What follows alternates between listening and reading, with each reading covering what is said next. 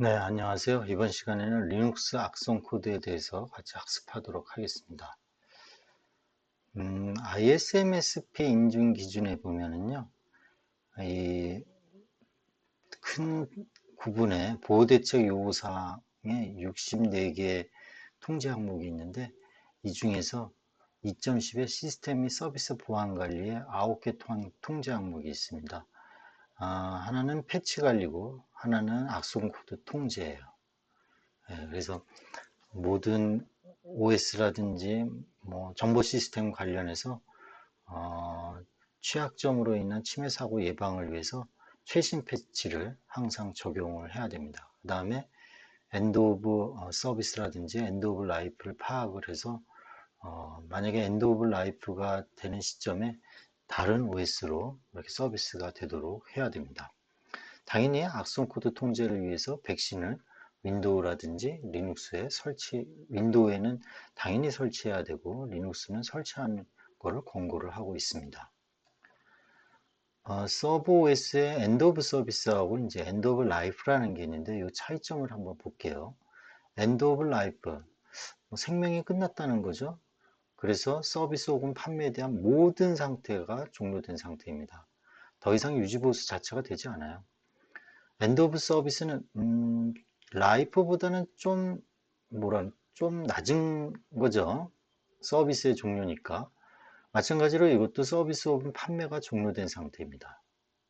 더 이상 서비스 혹은 판매를 할 수 없는 상태이지만 하드웨어 경우 간혹 부속품에 대해서는 교체가 가능하면 소프트웨어의 경우는 간혹 업데이트가 일어날 수 있습니다. 그러니까 하드웨어의 경우는 간혹 부속품에 대해서는 교체가 좀 가능하다. 그리고 소프트웨어의 경우는 간혹 업데이트가 일어날 수 있다는 겁니다.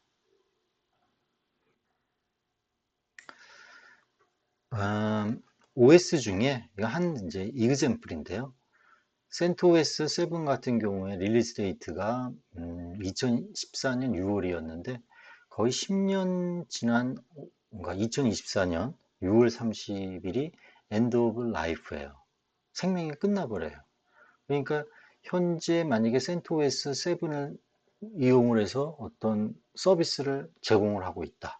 그러면 이거는 이 OS는 사용하면 안 됩니다. 그래서 ISMS 인증을 나가보면은 락키 OS로 이렇게 바꾸는 기관들이 꽤 발생하고 있습니다. 마찬가지로 우분투 20.04 우리가 실습할 때 우분투 20.04를 사용하는데 엔드 오브 라이프가 2025년 4월이에요. 지금이 2024년이니까 아직 생명은 끝나지 않은 거죠. 윈도우 서버 2016 같은 경우에는 2016년 10월에 릴리스 돼 있고 2027년까지 서비스가 되고 있습니다. 악성 코드 탐지 케어. 악성 코드는 주로 윈도우 환경에서 감염되는 사례가 많습니다. 뭐 그 이유는 대부분의 데스크탑용으로 윈도우를 사용하잖아요.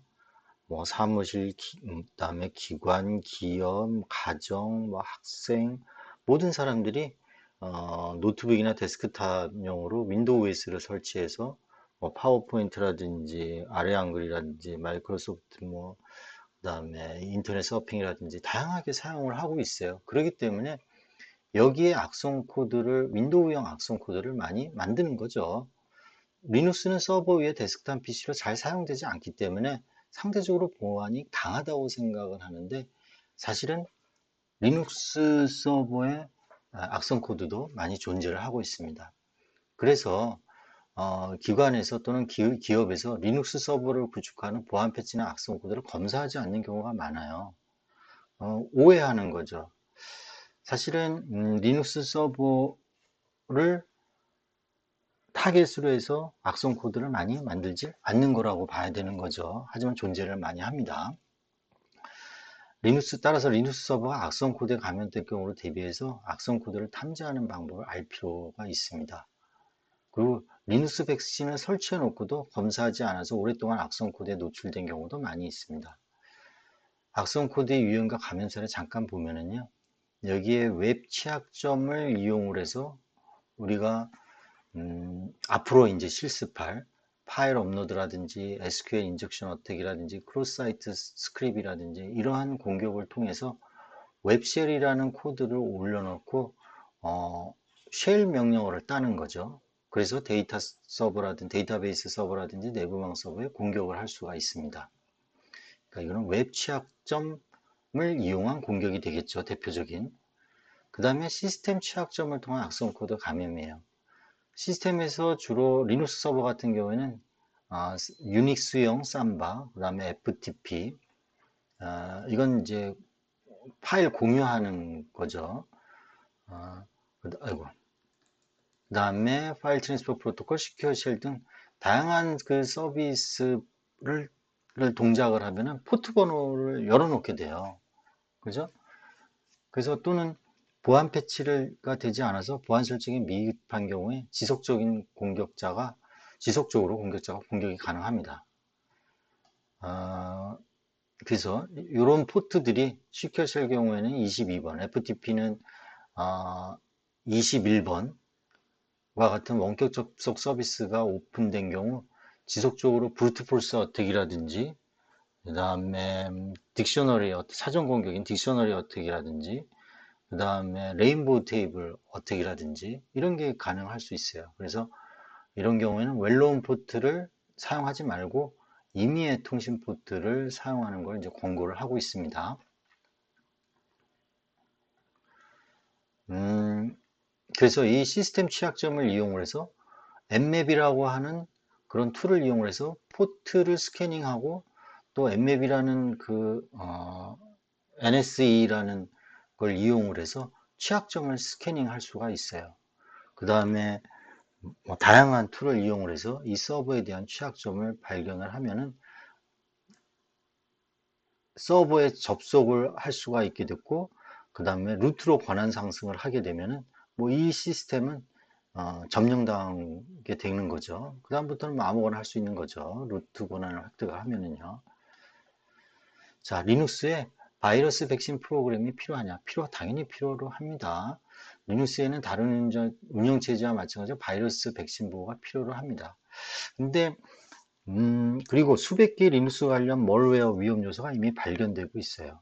근데 이제 ISMS 인증을 하게 되면 리눅스에 바이러스 백신 프로그램이 설치되어 있는 거는 보지를 않고 패치를 제대로 하고 있는지 그 다음에 엔드 오브 서비스, 엔드 오브 라이프를 보고 그거에 맞게 대책 계획이 있는지 그거를 주로 보고 있습니다.